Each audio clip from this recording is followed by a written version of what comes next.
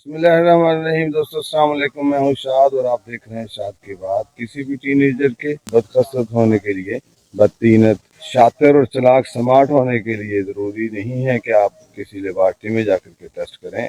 उसके लिए यही काफ़ी है कि वो अपनी कछार में बैठा है, अपने ठिकाने पे बैठा है और दूसरे फरीक लड़का है तो लड़की के ज़रिए और लड़की है तो लड़के के ज़रिए से एक अच्छे भले चलते फिरते घर में जो है वो उधम मचाए हुए है, वहाँ मैस फैलाए हुए है, वहाँ लोगों को टेंस किए हुए हैं।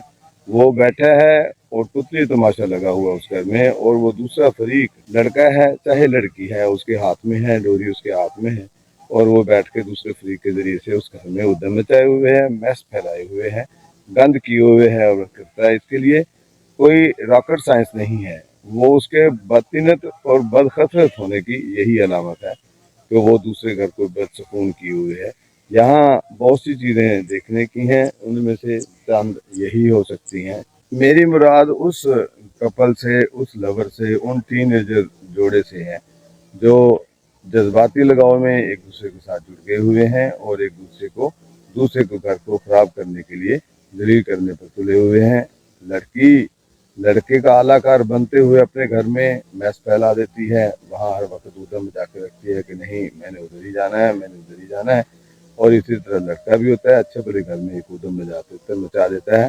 देखा हमारे यहाँ मशरकी रिवायात में सीधी सीधी बात है कि लड़के वाले लड़की वाले के घर को आनर देते हैं, इज्जत देते हैं, शर्फ देते हैं और वहाँ जाकर के बाज़ाब्ता रिश्ता तलब करते हैं, मांगते हैं।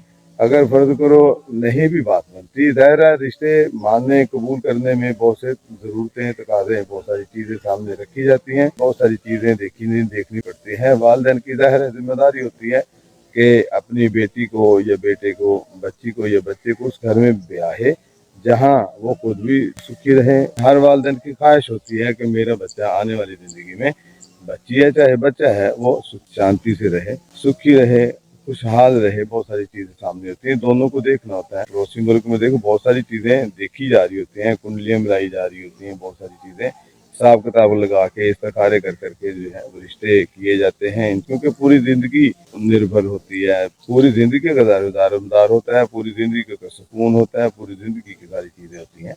तो सिर्फ जज्बाती तौर पर सोच करके हम ये रिश्ते नहीं बना सकते, नहीं बनते होते, क्योंकि जज्बात का खुमार, जज्बात का बुखार जो है साल 6 महीने में उतर जाता है, फिर बंदा हालात में आ जाता है। और जब पिक्चर वाज़ेह होती है माशरे की, सोसाइटी की, मार्केट की, बाजार की, तो उस वक्त जो है वो अच्छी तरह से चानन हो जाता है, दिमाग खुल जाते हैं, हर पर्दा खुल जाता है।